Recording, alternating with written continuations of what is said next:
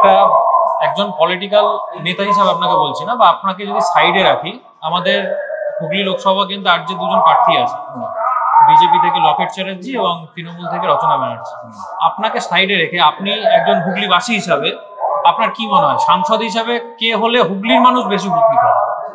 আমরা এই যে বলাগড় বিধানসভায় বসে আজকে আলোচনাটা করছি, আপনার এখান থেকে খুব কাছেই গুপ্তিপাড়া এবং তার সংলগ্ন সোমরা, এখানে একটা হেরিটেজ একটা জায়গা, যেখানে বৃন্দাবন চন্দ্রের মন্দির বলুন বা গুপ্তিপাড়া সোমরা বাজারের সুকুরিয়া রাজবাড়ি এবং সেখানকার কালীমাতার মন্দির, এখানে একটা পাশে সবুজ দ্বীপ, এখানে একটা পর্যটন কেন্দ্র হওয়ার একটা আলোচনা এর আগেও হয়েছিল, বা আমাদের এর আগের যিনি প্রাক্তন সাংসদ ছিলেন রত্নাদি নাগ, তিনি পার্লামেন্ট এটা নিয়ে কথাও বলেছিলেন, কিন্তু তারপরে আলটিমেটলি দেখেছি এটা নিয়ে কোনো কাজ এগোয়নি। মানে হয়েছে বা হবে এরকম ব্যাপারটা যেটা থেকে যায় সমস্ত প্রজেক্ট নিয়ে, সেরকমই ব্যাপারটা রয়ে গেছে। তো আপনি যদি সাংসদ নির্বাচিত হয়ে আসেন, তাহলে আপনি কি এটা নিয়ে কাজ করতে আগ্রহী হবেন? নমস্কার, মুখোমুখিকরণের আজকের পর্বে আপনাদের স্বাগত জানাই। আজ আমাদের সাথে আছেন হুগলি লোকসভা কেন্দ্রের কংগ্রেস সমর্থিত এবং সিপিআইএম এর প্রার্থী মনোদীপ ঘোষ মহাশয়। দাদা, আপনাকে আমাদের পডকাস্টে অনেক স্বাগত জানাই। ধন্যবাদ। প্রথম কথা হচ্ছে, হুগলি কেন্দ্রে দুজন হেভিওয়েট প্রার্থী, জনপ্রিয়তার খাতিরে হেভিওয়েট বলছি, আমি পলিটিক্যাল দিক থেকে যাচ্ছি না, তার মধ্যে আপনি লড়াই করছেন সিপিএম এর হয়ে, কতটা কনফিডেন্ট আছেন, আশাবাদী আছেন? পুরো মাত্রায় কনফিডেন্ট। আপনি যে আঙ্গিকে হেভিওয়েট বলছেন তার সঙ্গে রাজনীতির কোনো সম্পর্ক নেই। দেশে আপনারা সবসময় একটা বিজেপি বিরোধী স্ট্যান্স রেখেছেন বরাবর। ইন্ডিয়া জোটে আছেন এখন আপনাদের দল। যদি ইন্ডিয়া জোট বিজেপিকে হারাতে পারে, তাহলে প্রধানমন্ত্রী হিসাবে আপনারা কাকে দেখতে চাইছেন? প্রধানমন্ত্রী সাধারণভাবে যখন বামপন্থীদের সমর্থনে কোনো সরকার দিল্লিতে তৈরি হয়েছে, অতীতেও যা অভিজ্ঞতা, তাতে কখনোই আগে থাকতে প্রধানমন্ত্রী প্রজেক্ট করে কোনো লড়াই হয়নি। আফটার ইলেকশন, এটাই ভারতবর্ষের সংসদীয় ব্যবস্থার রীতি, সেটাকে ভেঙে দেওয়া হচ্ছে। এখন প্রধানমন্ত্রীকে প্রজেক্ট করা হয়, আগে সেটা ছিল না। নির্বাচিত রাজনৈতিক দলগুলো তারা আলোচনার ভিত্তিতে ঠিক করে কে প্রধানমন্ত্রী হবে, এক্ষেত্রেও তাই হবে। দেশে ইন্ডিয়া অ্যালায়েন্সে তৃণমূল, কংগ্রেস, বামফ্রন্ট সবাই জোটে আছে। আবার রাজ্যের ক্ষেত্রে দেখতে গেলে কংগ্রেস এবং আপনাদের জোট আছে, কিন্তু তৃণমূল নিজে একা লড়াই করছে। সাধারণ মানুষের ক্ষেত্রে এই ব্যাপারটা কনফিউজিং নয়? তারা তো বুঝতে পারছে না কোথায় আমি কার কাছে যাবো আর কি করবো। কনফিউজিং না, কনফিউশন তৈরি করার চেষ্টা হচ্ছে, কনফিউজিং কিছু না। দেখুন, তৃণমূল এই জোটের মধ্যে অবস্থান তার কি হবে না হবে সেটা তারা ঠিক করবে। ইতিমধ্যে এসবকে কেন্দ্র করে বিভিন্ন ধরনের অবস্থান তারা ঘোষণা করেছে, আপনারা জানেন। কখনো বলেছিল আমরাই তৈরি করেছি এই জোট, আবার কখন বলেছিল যে এটাকে বামপন্থীরা নিয়ন্ত্রণ করছে, আমরা থাকবো না। আবার এখন আবার বলছেন বাইরে থেকে সমর্থন করবে। মানে এসব তাদের স্ট্যান্ড, তাদের ব্যাপার। আসলে হচ্ছে বিজেপির বিরুদ্ধে ভারতবর্ষের সমস্ত রাজনৈতিক শক্তি, তাদেরকে একটা জায়গায় সমবেত করতে হবে, এটাই হচ্ছে মূল লড়াই। পশ্চিমবাংলার ক্ষেত্রে এই লড়াইয়ে তৃণমূল কি অবস্থান করবে সেটা তাদেরই ঠিক করতে হবে। আমরা আমাদের রাজ্যে এই অবস্থানের ক্ষেত্রে যেটা বলেছি, যে এই লড়াইটা হচ্ছে আমাদের পশ্চিমবাংলায় তৃণমূল বিরোধী, বিজেপি বিরোধী, এই দুটো শক্তিকেই পরাস্ত করতে হবে। তার কারণ তৃণমূলের যে অবস্থান, বিজেপির প্রশ্নে তাদের যে ভূমিকা, অতীতে আপনারা দেখেছেন এই বিজেপির মন্ত্রিসভাতে তারা একসঙ্গে ভর করেছে। গত বিধানসভাতে 142 জনের মতো তৃণমূলের নেতা যারা সরে গিয়ে বিজেপির হয়ে প্রার্থী হয়েছিল, কেউ জিতেছে, কেউ হেরেছে, পরে আবার তারা কেউ তৃণমূলে ফিরে এসছে, কেউ আসেনি। এবারে যে লোকসভায় তৃণমূল ক্যান্ডিডেট ঘোষণা করেছে, তার মধ্যে অন্তত 3 জন এমন প্রার্থী আছে যাদের গা দিয়ে এখনো বিজেপির গন্ধ বেরোচ্ছে। এসব প্রশ্নের উত্তর তাদের দিতে হবে। তৃণমূল থেকেও গিয়ে বিজেপিতে অর্জুন সিং তৃণমূল ছেড়ে গিয়ে বিজেপিতে একাধিক ঘটনা আছে, আমি সেসবের মধ্যে যাচ্ছি না। ফলে অবস্থানটা তাদের ঠিক করতে হবে। বামপন্থীদের অবস্থান এই ব্যাপারে একদম ক্লিয়ার, প্রথম থেকেই ক্লিয়ার। এ নিয়ে বামপন্থীদের মধ্যেও কোনো এ নিয়ে সমস্যা নেই, একইভাবে মানুষের মধ্যেও নেই। মানুষ জানে বামপন্থীদের অবস্থানটা কি, সেটা মানুষ জানে। বিজেপির লোকেরা যে বলে মোদিজির মতো স্ট্রং প্রধানমন্ত্রী এতদিনে আসেনি, হয়তোবা ইন্দিরা গান্ধী ছিলেন, ইন্দিরা গান্ধীর পর থেকে এত স্ট্রং একজন প্রধানমন্ত্রী এর আগে আসেনি। স্ট্রং কিসে?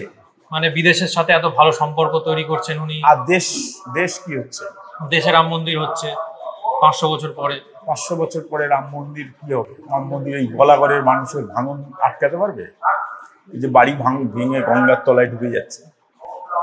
হ্যাঁ, নদী উপকূলবর্তী এলাকায় ভাঙনটা তো একটা বড় সমস্যা। আমরা শান্তিপুরে রানাঘাটের যিনি এমপি ছিলেন জগন্নাথ সরকার, তার সাথেও আমরা ইন্টারভিউ করেছিলাম এবং তার সাথে তৃণমূলের যারা আছেন নেতা তাদের সাথে করেছিলাম। তৃণমূলের নেতারা বলেন যে এটা কেন্দ্রের কাজ, কেন্দ্র ভাঙন আটকাবে, আর এমপি বলছেন যে এটা রাজ্যের কাজ, রাজ্য এটা আমাকে পাঠাবে তবে না আমি করে দেবো। তাহলে এইভাবে কাজ কি করে হবে? সব তো এড়িয়ে যাওয়া কথা। আসলে তো সেই মানুষটা অসহায় যার বাড়িটা গঙ্গার তলায় চলে গেল, পরের দিন সকালে সে খোলা আকাশের নিচে। কে করবে আর কে করবে না এই বিতর্ক কারা করে? যারা এই সমস্যাটাকে এড়িয়ে থাকতে চায়। আসলে তো সমস্যাটার সমাধান করতে হবে। মানুষের স্বার্থ যদি মূল লক্ষ্য হয় তাহলে এইসব বিতর্ক অপ্রাসঙ্গিক। আপনাকে ভাবতে হবে ওই মানুষটার দিক থেকে যার বাড়িটা চলে গেছে। আগামীকাল সকালবেলা যার বাড়িটা চলে যাবে, রাত্রিবেলা গঙ্গা খেয়ে নেবে যে বাড়িটাকে, সেখানটায় দাঁড়িয়ে সেই মানুষটার কি অবস্থা? সে তো খোলা আকাশের নিচে, তার কাছে এই বিতর্কের কোনো প্রয়োজন নেই, কোনো দামও নেই। 34 বছর আপনাদের সরকার ছিল আমাদের রাজ্যে, তারপর 13 বছর ধরে তৃণমূলের জমানা চলছে। আমাদের মুখ্যমন্ত্রী বলেন যে 34 বছরে বামেরা যা করতে পারেনি আমি 13 বছরে তার অনেক অধিক মানুষের জন্য করেছি, অনেক উন্নয়ন করেছি। তো সেটা আপনি কি বলবেন? তো দেখা যাচ্ছে যে শিক্ষক নিয়োগ বন্ধ হয়ে গেছে, 8000-এর ওপর স্কুল বন্ধ হয়ে যাচ্ছে। বামফ্রন্ট সরকার করেছিল প্রতি 2 কিলোমিটার অন্তর একটা প্রাইমারি স্কুল, এখন 8000 প্রাইমারি স্কুল বন্ধ হয়ে, সরকারি সিদ্ধান্ত। বলে করা না করা তো এখান থেকেই বোঝা যায়। রাজ্যে নতুন করে কোনো শিল্প তৈরি হয় গত 12-13 বছর। আমাদের রাজ্যের ছেলে মেয়েদের অন্য রাজ্যে চলে যেতে হচ্ছে কাজ করতে। গ্রামের প্রান্তিক মানুষ যারা, তাদের পরিযায়ী শ্রমিক হয়ে অন্য রাজ্যে চলে যেতে হচ্ছে। এবারে এইগুলো যদি 100 ভাগ কাজ হয়ে গিয়ে থাকে তাহলে সেটা আলাদা। তৃণমূল যেমন একদম প্রান্তিক মানুষের জন্য তারা করছে, যেটা আমরা এতদিন ধরে কথা একটা আলোচনা হয় যে সিপিএম সর্বহারাদের দল। সর্বহারারা এখন আর সিপিএম এর পাশে থাকছে না, তার কারণ কি? এটাই যে লক্ষ্মীর ভান্ডার 1000 টাকা করে তারা পাচ্ছে, তারা সাইকেল পাচ্ছে, স্বাস্থ্যসাথী পাচ্ছে, এগুলোই কি একটা তার কারণ? এগুলো দেখুন, এগুলো হচ্ছে লক্ষ্মী ভান্ডার বা এই ধরনের সাহায্য মানুষকে করা। এটা কোনো এই রাজ্য সরকার করছে বাকিরা করছে না এরকম ব্যাপার না। এটা সারা রাজ্যে, সারা দেশে, এমনকি সারা পৃথিবীতে এটা চলছে। আমাদের রাজ্যতেও এরকম ছিল। বামফ্রন্ট সরকারের সময় বার্ধক্য ভাতা, বিধবা ভাতা, প্রতিবন্ধী ভাতা এসব ছিল, অনেক মানুষ সেই সময় পেয়েছে। সেসব নিয়ে এত প্রচার ছিল না। এসব এখন যা করা হচ্ছে, বাড়িতে স্টিকার সাঁটিয়ে দেওয়া হচ্ছে যে তুমি হচ্ছে লক্ষ্মী ভান্ডার পাও, এটা ছিল না। আমার মনে হয় না যে এটার মধ্যে দিয়ে মানুষকে সম্মান জানানো হয়। কোনো মানুষ যদি বিধবা ভাতা, বার্ধক্য ভাতা বা লক্ষ্মী ভান্ডার পায়, তার বাড়ির দেওয়ালে গিয়ে সাঁটিয়ে দেওয়া হলো যে তুমি হচ্ছে বিধবা ভাতা পাও বা বার্ধক্য ভাতা পাও, তুমি লক্ষ্মী ভান্ডার পাও, এটা সেই মানুষটার পক্ষে কোনো সম্মানের না। পেতেই পারে, মানুষের পরিস্থিতি অনুযায়ী তাকে এগুলো দিতে হয়, সরকারের এগুলো দায়িত্ব।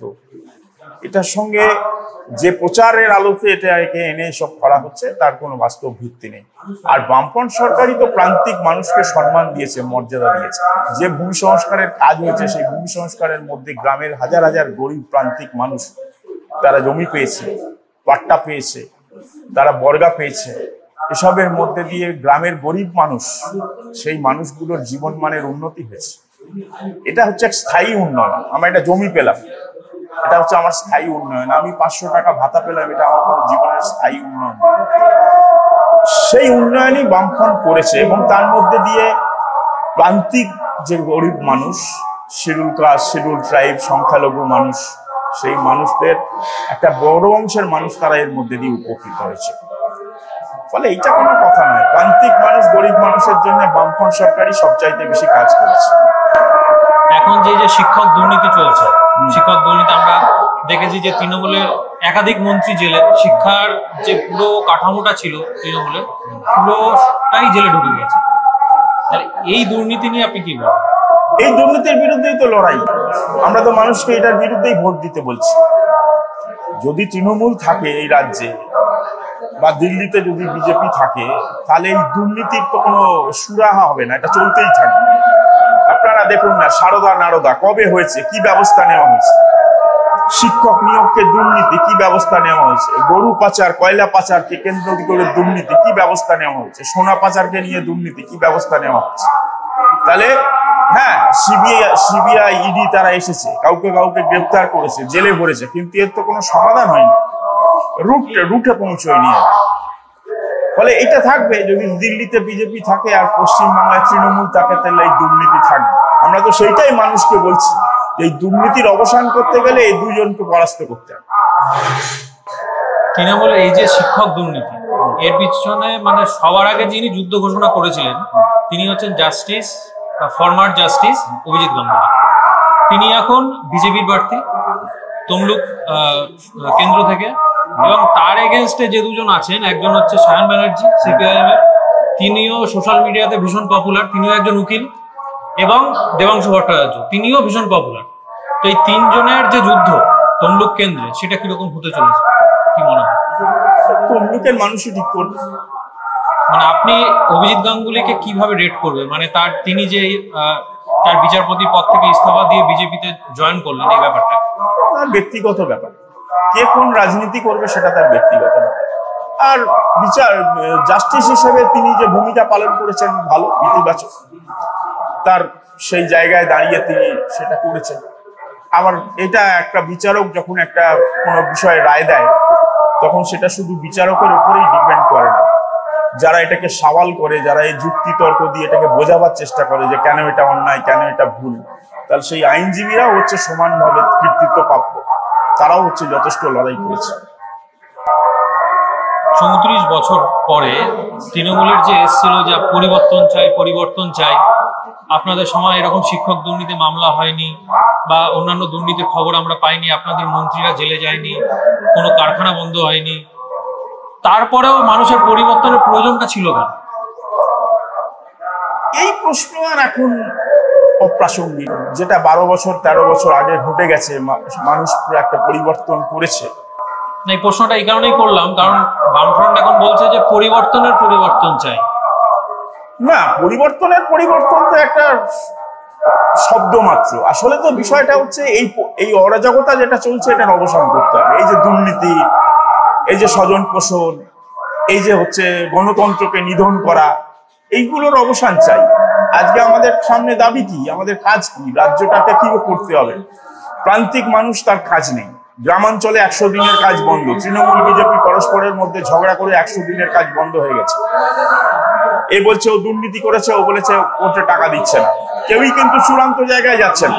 সবার কাছেই সুযোগ ছিল। ও মামলা করতে পারতো, তৃণমূল সরকারের দিচ্ছে না আমার বিরুদ্ধে, আবার ও হচ্ছে ব্যবস্থা নিতে পারতো বিজেপি, তার সরকার, তার কাছে এই আইন আছে যে তুমি হচ্ছে টাকা সঠিকভাবে খরচা করোনি, তার জন্য আমি তোমার বিরুদ্ধে ব্যবস্থা নেব। কেউ কিছু করেনি, শুধুমাত্র ইস্যুটাকে জিইয়ে রাখা হয়েছে। আসলে সাফার করছে সাধারণ মানুষ, গরিব প্রান্তিক মানুষ। আপনি গ্রামাঞ্চলে যান, হাহাকার, গ্রামের গরিব মানুষ তারা বলছে 100 দিনের কাজকে ফিরিয়ে দিন। আপনারা আগের লোকসভা ভোটে কোনো সিট পাননি, কিন্তু তা সত্ত্বেও আমরা দেখেছি যে যখনই ব্রিগেডের সভা হয়েছে প্রচুর মানুষ ব্রিগেড ভরিয়েছে। আপনারা যখন প্রচারে যাচ্ছেন তখনও প্রচুর মানুষের ভালোবাসা পাচ্ছেন, কিন্তু ভোট বাক্সে আমরা সেটা রিফ্লেকশনটা দেখতে পাচ্ছি না কেন? ভোট বাক্সে ব্রিগেডের সমাবেশের রিফ্লেকশন হয় না, ঘটনাটা এরকম না।